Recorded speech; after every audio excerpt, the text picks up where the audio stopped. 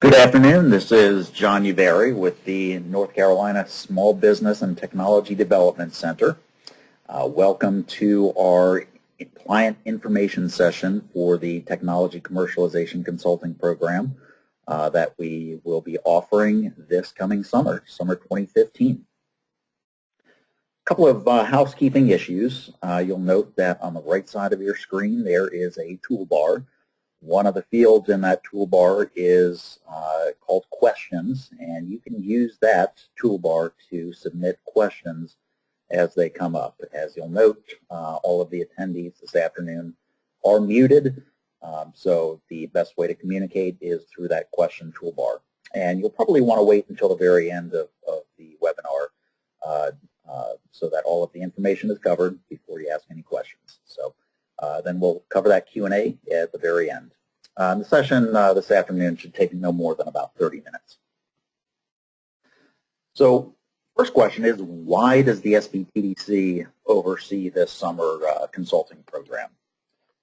First reason is that we at the SBTDC are business advisors. Okay, we're counselors. We're not consultants, and that's a big thing to understand, is that our bandwidth, our time that we can provide to individual clients regarding business advice and strategy is very limited. So each of our counselors on our team, which includes myself, Mike Carnes in our Raleigh office, and Chris Veal in our Winston-Salem office, each of us sees on average of 80 to 120 clients a year. So as you can imagine, the amount of time that we as individuals can work with clients is relatively limited. The other reason that we host this program is that the SBTDC is closely tied to universities. So the SBTDC is part of the University of North Carolina system. However, we also have relationships with the private universities, including Wake Forest and Duke University. And of course, all of these are absolutely terrific institutions. So North Carolina is very, very lucky to call home to all of these great universities. So a lot of business expertise, a lot of technical expertise in the students that attend those universities. Third reason that we host this program is that some of our clients, including you, are in need of more service, more strategy development type services than we can offer as individuals on the team. So we certainly understand that money, funding is very important to you. Therefore, we do not charge, we do not require a financial contribution from the clients that we invite to participate in this program. And we know that you probably don't have funds to go out and hire high-priced consultants. So we feel that this is a terrific mechanism to bring expertise to your type of business that you may not have the opportunity to bring on board otherwise. So a bit of an overview of some of the details about the program. I've been with the SBTDC for 14 years now and have been overseeing this program for 13 of those years. Over that time period, about 140 businesses have taken part in the internship mechanism. So this year, the SBTDC is partnering with multiple universities, including North Carolina State University's MBA program, Duke University MBA and Masters of Engineering Management program, UNC Chapel Hill's Keenan Flagler Business School, and the UNC Chapel Hill School of Pharmacy, and finally Western Carolina University out in Nashville. One of the main points that I want to make is that we, as a team in the SBTDC, carefully evaluate the first-year MBAs that we ultimately bring into the program. And of course, not just MBAs, but some Masters of Engineering Management and pharmacy students. So we take on the responsibility and the role of calling through many, many different students to find the right fit.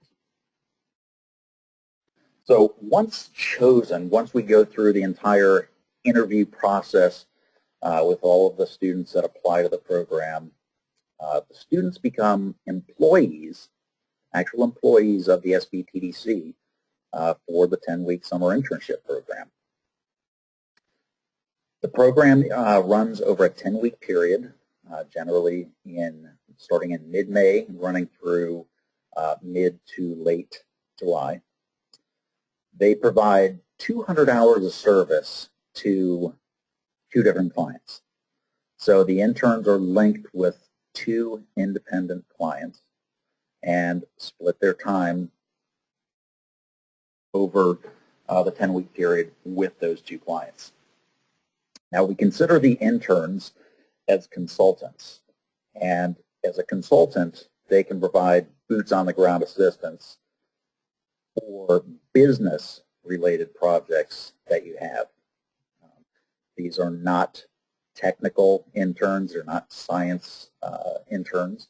Some of them certainly will have a scientific or technical background, but the goal is for them to come in and carry out some significant projects that will help get you over some significant business challenges. Last summer, 12 interns participated in the program, and from that, 5,000 hours of service was provided across 20 different small businesses. So we do ask for a couple of commitments from the small businesses that participate in the program. First, the primary point of contact at you, the client, has to be willing to spend some time with the intern throughout the 10-week period. Now, we're not asking for a significant amount of time, but we do want to make sure that you feel that you'll have the ability or the availability to at least meet with the intern on a weekly basis. So perhaps having fixed weekly meetings with that client would be very useful.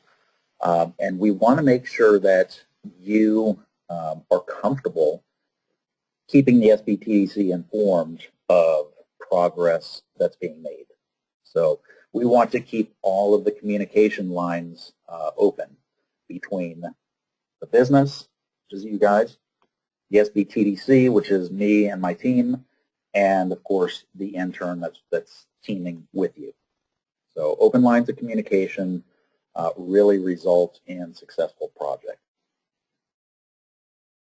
So in terms of what I and my team members are doing throughout the process is that first, right now in February, we are carrying out all interviews. So we're actually interviewing on campus. We go through the process of selecting strong candidates, and then we ultimately place them with you guys. So the SBTDC does the hiring, and again, interns become employees of the SBTDC for the summer. Each summer consultant is supervised by either myself or one of my team members throughout the period of the summer, and that becomes very important. So on a weekly basis, one of us will be meeting directly with each of the students that are in the program, and we'll have very specific points of discussion so that we are making sure that the student is working through the project seamlessly. There's no kind of hiccups or bumps in the road coming up because their success is our success, and that equates to your success. So again, another point of the kind of ongoing communication that makes these programs work well. So an important point for you to consider at this point is the project. Okay. Businesses that participate in the program, the next step is to provide a project description for one or two business challenges that you see yourselves facing over the coming 12 months. So thinking about things from, and we'll talk about this in a second, things from a business perspective, kind of stepping out of that technical perspective and thinking about the business perspective is key here. The students will then review the proposed projects. Okay. The proposed projects are provided to them, to the students, with your names, with the business names removed, so that they can look at the projects without knowing who the clients actually are. And then they rank order which of those projects that they feel that they would be able to provide the most benefit to, and perhaps which of those kind of will fit with their coming careers. Some of the sample projects that you may want to consider submitting could revolve around market research, preparing financial projections, so looking at revenue projections, sales projections, once your product is commercialized. Could revolve around developing or rewriting a business plan that you may use in securing equity funding down the road. It could focus on a market assessment, which may include customer analysis, and this is a key point here. A lot of projects do entail market assessments, and one of the things that a lot of our clients and all businesses don't really have the time or the wherewithal to do is go out and survey or get customer feedback. So the interns, in most cases, will take some time, perhaps a week out of their project, to actually pick up the phone or go out and visit customers to receive that voice of customer information, so that then you can use that information to kind of strategize about how do we make our product better, or how do we target these customers based on the information that these customers have provided us. So that's a really, really valuable type of project. Competitive analysis is also something that's very common. And then for some of you, you may be in the process of developing a commercialization plan for an SBIR or STTR, and that's often a good project. All of the SBTDC employees, including the summer students, are bound by what the SBTDC calls its standard of conduct and confidentiality policy. So when any employees join the SBTDC, they must sign a document stating that they understand that none of the client information that they receive can be made public. So the only mechanism of communication revolves around communicating with you, the business, and with us within the SBTDC. But none of this information can be shared elsewhere.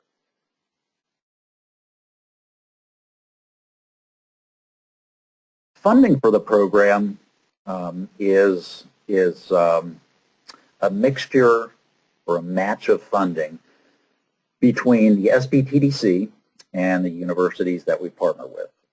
So this year, collectively, we put together a package of about $70,000 to cover these business consultant salaries. So the SBTDC is put in about half of this funding, and then the universities that the interns are coming from match that. A key point here, you, the business, are not required to provide any kind of funding to the interns or to this program. Now, we certainly do accept contributions, and those can be made at the end of the summer. So if you feel that you have the ability to contribute and you had a strong experience, that you gained value from the program, we certainly can accept contributions, and that funding will help keep this program alive going into the next year. So let's quickly go over a timeline and where things go from here. This month, myself and my colleagues are going to each of the campuses that we mentioned earlier and interviewing probably over the course of the month about 60 candidates to participate. We are also going through the process of informing you, the business, about this program, which we're doing right now, as well as ultimately selecting clients to go forward. Coming up next month in March, we'll proceed to make offers to the summer interns based on the selection criteria that we use after the interviews are done. We'll work with you to design and develop project descriptions. So if you're interested in proceeding with participation in this program, we'll work with you directly to develop a strong project description. In April, the interns will be provided that blinded project description document. They'll rank order which of those interns or which of those projects they would like to be linked with, and we'll go through and do our best to rank, order, and link the students with those projects. We will also, at the end of the month, make introductions between you and the interns so that you can start to share information, so that in May, when the program kicks off, generally that second week of May, third week of May, they can hit the ground running. At that program kickoff, we'll hold an intern orientation where all of the interns come together. We spend a half a day, going over, again, confidentiality issues, project planning, how to best communicate with you, etc. We'll also do a client orientation, so that will also be done online. Again, just getting you ready to work with the intern and making sure all things are set. May through July is when the actual project work is carried out. The interns, as I mentioned earlier, will have weekly meetings with their SBTDC mentor to help us remain in the loop and to help keep them on track. There will actually be 4 group meetings that we host for all of the interns throughout the summer. We ask them to do overviews of their projects, elevator pitches, and then a final project presentation in late July when the program wraps up. So it's a great mechanism for them to share information within our group, and a lot of group learning can happen that way. So the next steps for you would be to confirm with me directly if you're interested in submitting a project description. With that, I will then provide you with a boilerplate template of a project description that you can complete and then return to me. And as I mentioned, over the next few weeks, we can work together. Either myself, Mike Carnes, or Chris Veal can work with you independently to draft what we'll call a doable project description, knowing that there's 200 hours of service that's going to be provided, and make it compelling so that if the students are interested in participating. So with that, let's open it up for questions. I know that a number of you may have questions. If you would rather send me questions by email after the webinar is over, that is absolutely fine too. But for right now, if any of you have questions that you'd like to pose in front of the group, feel free to type those in and we'll get those answered for you.